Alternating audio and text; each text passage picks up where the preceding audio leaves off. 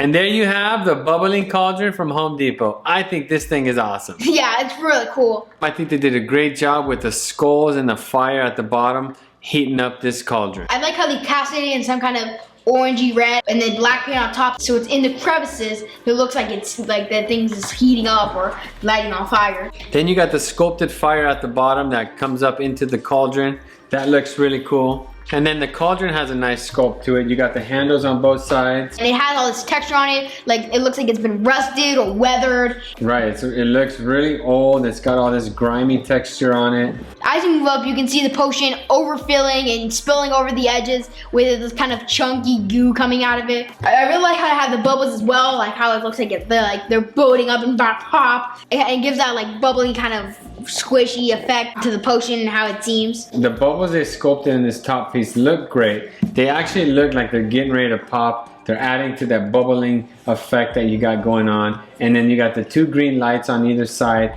that shine up onto the chains and the wood poles holding this pot up. It looks awesome. I also like how the lights show the details in the skulls that are hanging off the sides, which are really cool. They use the same technique as they did for the bottom on the skulls, but for these individually, so you can see all the cracks and crevices. The chains look like real chains the way they're painted with the dry brush, but they are just made out of plastic. I like to use a dark green cheesecloth on the wooden pole, as well as the tiny ones at the very top. It looks great. This thing really reminds me of the potion from Hocus Pocus, how it's green and bubbling and popping. Right, it looks just like it. My only complaint with this prop is its settings. It's got a really cool bubbling cauldron sound effect, but it only works when in the on position, and the on position works off of a sound setting. Once it hears a loud noise, it will turn on the sound and lights, but that will only last 15 seconds and then turn back off until a loud noise is heard. The demo mode would run off a try me switch that it does not include, and the light setting would just keep the light on but have no sound effect. Well, most animatronics would have that setting, right? The on setting is they turn on when there's a loud noise. I get it. But for a bubbling cauldron, you're gonna want that to just sit and bubble like a real pot cooking up some potion. Right. It's really cool how they have that witch cottage vibe with the lights and the fire and the shrunken heads. It's really cool. The only downside is the settings, but that's made up for with all the details and the cool lights. We can't wait to use this cauldron with our witch display, including this witch, as well as a macabre witch, which is outside the frame. We put them together last year, and they worked really well. And this is gonna be like the whole centerpiece, I guess. This is gonna work perfect with our witches. I think this is an awesome Halloween prop. If you wanna pick it up, we got it for about 80 bucks at Home Depot. If you like this video, don't forget to like, comment, and subscribe. Thank you guys for watching, and we'll see you next time.